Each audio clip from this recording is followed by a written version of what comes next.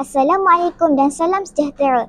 Nama saya Nur Syazwani Syakina binti Muhammad Nazir, wartawan cilik dari kru TV PSSSK Jenjarom. Selamat datang ke podcast TV PSSSK Jenjarom.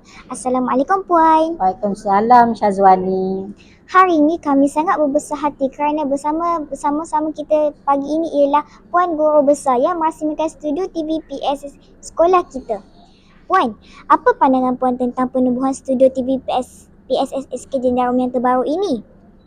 Okey, seperti yang kita tahu bahawa penubuhan TV PSS ini adalah satu medium yang sangat baik untuk murid-murid ya. Kita memberi ruang kepada murid-murid, apatah lagi kita tahu kita dalam abad ke-21 dan dalam masa yang sama juga kita menyambut baik KPM dengan dasar pendigitalan negara. Jadi ia memberi peluang untuk murid menunjukkan kreativiti, menunjukkan bakat dalam komunikasi dan seterusnya dapat mengembangkan bakat murid-murid itu sendiri. Apakah harapan Tuan Guru Besar kepada murid-murid yang akan menggunakan studio ini? Baik, saya mengharapkan agar murid-murid yang menggunakan studio ini dapat memanfaatkan sepenuhnya ruang peluang yang telah diberikan, yang disediakan oleh pihak sekolah SK Jenjarom ini bagi memberi murid keyakinan dan dapat murid-murid ini berfikir dengan lebih baik lagi dalam menentukan bahawa penggunaan teknologi dapat lebih diperkembangkan lagi. Okey.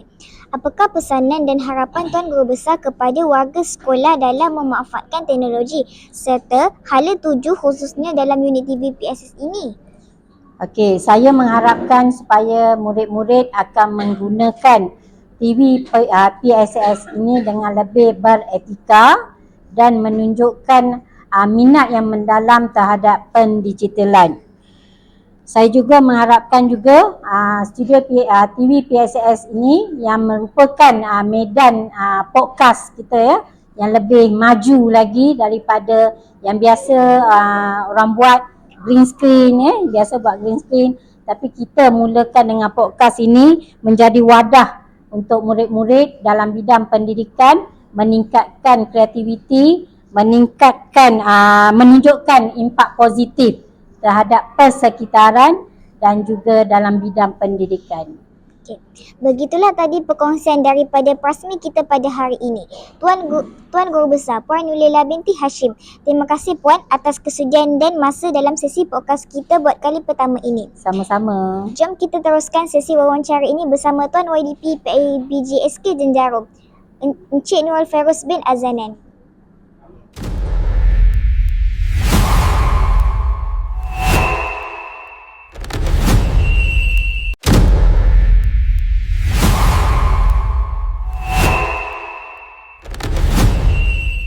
Hai, kembali lagi. Assalamualaikum Tuan YDP. Waalaikumsalam warahmatullahi wabarakatuh. Selamat datang ke podcast TV PSSSK Jenjarom. Ribuan terima kasih kami ucapkan atas kesudian Tuan YDP Encik Nurul Feroz bersama-sama kita pada pagi ini dalam perasmian studio TV PSSSK Jenjarom.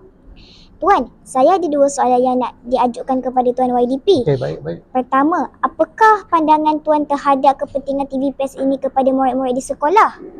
Okey, terima kasih kepada adik Syazwani di atas soalan tersebut. Sebenarnya kita sistem penjidilan ni sebenarnya kat luar sana dah wujud dah lama. Tapi untuk pemajaran kita, dia sebenarnya kalau ikutkan pemahaman saya kan, dia bermula daripada kita tahun 2000 ke 2022. Waktu Perintah Kawalan Pergerakan tu, PKP. Waktu tu semua dah PDPR kan, semua belajar di rumah. Bermula pada saat itu wujudnya sistem penjiditalan ni. Itulah tubuhnya TV PSS ni. Pada saya kepentingan untuk mewujudkan TV PSS ni, saya boleh bagikan kepada beberapa faktor lah yang kita boleh ketengahkan. Yang pertama sekali ialah peningkatan kemahiran dan juga teknikal. Seperti kita nampak pada di SK Jenjarom ni, setiap murid, setiap guru boleh belajar kaedah menyunting gambar, merekod video, editing, kaedah merakam video dengan teknik-teknik yang tertentu, lighting. Benda tu bagus sebenarnya untuk meningkatkan kemahiran dan teknikal untuk produksi sesebuah studio TV PSS. Yang kedua ialah kemahiran, peningkatan kemahiran insaniah ataupun boleh kita katakan sebagai soft skill. Macam mana adik Syazwani sekarang berani tampil ke hadapan untuk bercakap kan. Saya berharap dengan adanya studio ni lebih ramai murid-murid lagi boleh tampil ke hadapan kan, untuk bercakap seperti adik Syazwani. Ia dapat meningkatkan satu kemahiran diri, satu lagi keyakinan untuk kita berjumpa dengan orang luar selepas ni. Saya harap dengan pendekatan yang disediakan oleh SKJ Jarum, studio PSS ni, selepas ni murid-murid SKJ Jarum bila keluar daripada sekolah SKJ Jarum dapat bertemu dengan orang dengan lebih yakin, dengan lebih berani dan lebih intelektual kan, untuk menjawab-jawab soalan. Dan saya rasa yang terakhir sekali ialah kita boleh, TV PSS ini boleh jadikan satu medium untuk merekod dokumentasi, kaedah-kaedah pembelajaran, tutorial yang kita akan boleh sebarkan kepada murid-murid. Itu akan boleh menjadikan salah satu medium untuk kita buat satu video dan pastinya dengan kelas-kelas digital yang ada di SKJ Jarum ini, kita boleh paparkan daripada murid SKJ Jarum sendiri, kita sebarkan kepada murid-murid SKJ Jarum. Saya rasa itu kepentingan yang ada dalam wujudan TV PSS ini. Okey. Boleh Tuan ceritakan bentuk sokongan yang telah diberikan oleh pihak PIBG kepada program sekolah terutama untuk TV PSS ini? Kalau ikutkanlah secara, kita tak banyak sebenarnya PIBG memberi sebenarnya. Sebenarnya apa yang kita wujud pada hari ini adalah sedikit sokongan daripada PIBG dan selebihnya adalah komitmen daripada guru-guru, pentadbir, guru besar dan juga murid-murid sendiri sebenarnya. Kita memang ada bagi setikan untuk mewujudkan TV PSS ni, terutamanya studio TV PSS ni sebenarnya untuk memberikan satu impact lah kepada SKJ Jarum untuk lebih kepada ke arah digital. Selain itu, selain daripada TV PSS ini, kita juga telah memberikan menyediakan setiap kelas kita ada TV digital kan. Jadi saya rasa dengan adanya studio, adanya TV digital di setiap kelas, kita boleh merakumkan sekolah SKJ Jarum ini lah. Kita boleh dikatakan sekolah digital di daerah Kuala Langat ini. Okey. Apakah cadangan untuk ibu bapa sama-sama menyokong aktiviti-aktiviti dan pembelajaran digital di sekolah? Bila sebut sebagai ibu bapa, saya sendiri pun sebagai bapa kan, kita akan mengambil masa untuk memahami ibu bapa ini. Al-maklumlah, kita pada kalau tahun 80, 90 tak ada pembelajaran secara digital ni. Jadi benda ni adalah benda yang baru. Jadi itulah tugas sebenarnya PIBG sebenarnya untuk memahami apakah kepentingan di dalam pembelajaran secara digital ini.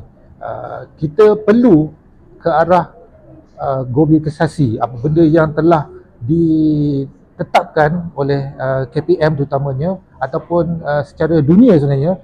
Setiap teknologi, setiap apa yang kita lakukan di luar adalah secara digital. Jadi kita tak nak sekolah ini, pendidikan ini, kita terlalu ada gap yang jauh dengan dunia luar. Jadi sebab itulah sebenarnya harapan saya kepada ibu bapa kena lebih memahami, kena lebih mendalami apa kepentingan digital ini kepada anak-anak kita. Selain itu saya mengharapkanlah sokongan daripada ibu bapa, sama ada daripada bentuk kita pun mendigitalkan rumah kita sendiri. Kita mendigitalkan, bukannya kita kata memberi peluang kepada anak-anak untuk lebih menggunakan telefon, tapi menggunakan telefon ataupun TV digital di rumah, sama ada di rumah ataupun di sekolah, kepada ke arah kebaikan, iaitu kepada pembelajaran. Jadi memang saya berharap semua ibu bapa dapat memberikan komitmen penuh lah dan menyokong penuh atas usaha SK Jarum, TVPSS SK Jarum untuk menjadikan digital ini sebagai satu kaedah pembelajaran baru di sekolah. Okey. Begitulah tadi perkongsian daripada Tuan Yang di-Pertua PABG SK Jarum, Encik Nurul Fairuz bin Azalan. Terima kasih Tuan kerana sudi diwawancara. Semoga studio TVPS ini menjadi platform kepada murid-murid untuk berkarya, berkongsi ilmu, dan jumpa lagi di lain masa. SKJ signing out. Bye-bye.